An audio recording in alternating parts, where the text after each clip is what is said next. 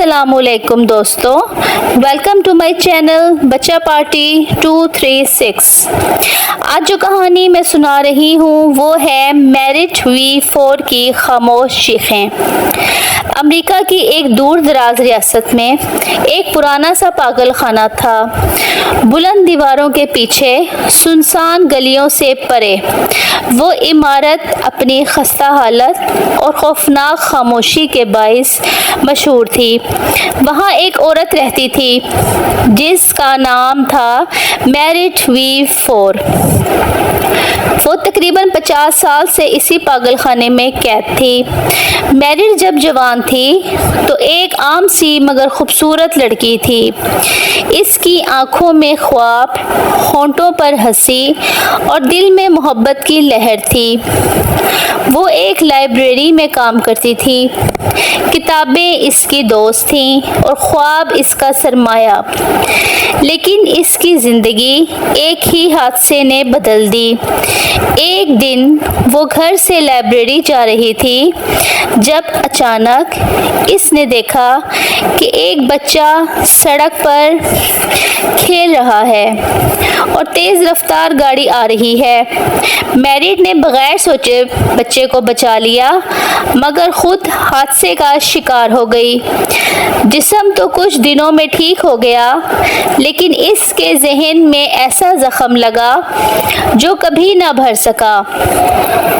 हादसे के बाद मैरिट बार बार एक ही बात दोहराती थी, गाड़ी के पहिए अभी भी चल रहे हैं, वो अभी आ रहे हैं, मुझे बचाओ। घर वाले परेशान हुए, डॉक्टर को दिखाने गए मगर हाल ना संभला। आखिरकार उसे पागल खाने ले जाया गया। शुरू के दिनों में मैरिट बहुत शोर मचाती, रोती, चीखती और रात भर जागती रहती।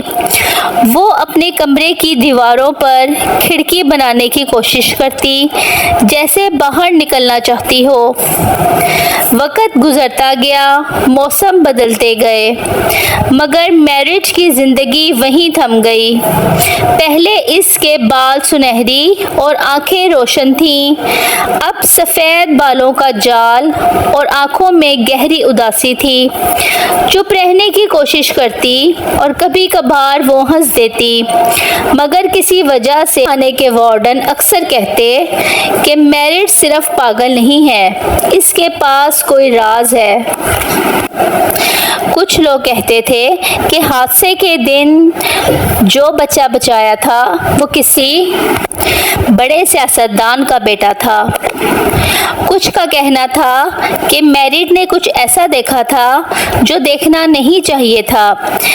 कभी कभी रात को वो अपनी डायरी में कुछ लिखती थी और फिर कागज़ फाड़कर खिड़की से बाहर उड़ा देती थी। कोई नहीं जानता था कि इन कागज़ों में क्या लिखा था। एक नौजवान नर्स जिसका नाम जैन था वो मैरिट के करीब आई। वो अक्सर मरीजों को नज़रअंदाज कर देती थी मगर मैरिट की आंखों ने उसे अपनी तरफ खींच लिया। एक दिन इसने मैरिट से पूछा, तुम्हें किस चीज़ का डर है? मैरिट ने आहिस्ता से कहा, डर नहीं, याद है जो नहीं जाती। जैन ने कई बार कोशिश की मैरिट की कहानी को जोड़ने की लेकिन हर बार कुछ ना कुछ अधूरा रह जाता था। 50 बरस बीत गए। मैरिट की उम्र ढल चुकी थी मगर आंखों में वही पुरानी खौफ की झलक बाकी थी। इसके बिस्तर के नीचे से एक पुराना डब्बा मिला। इसमें वो कागज़ थे जो मैरिट फाड़ कर छुपाती रही। इन पर एक ही जुमला लिखा था, मैंने गाड़ी के पहिए नहीं देखे, मैंने इस रात कुछ और देखा था, कोई सच्चाई जिसे दुनिया नहीं मानेगी। लोगों को आज भी ये बात याद आती है कि एक दिन पागल खाने में बारिश हुई थी।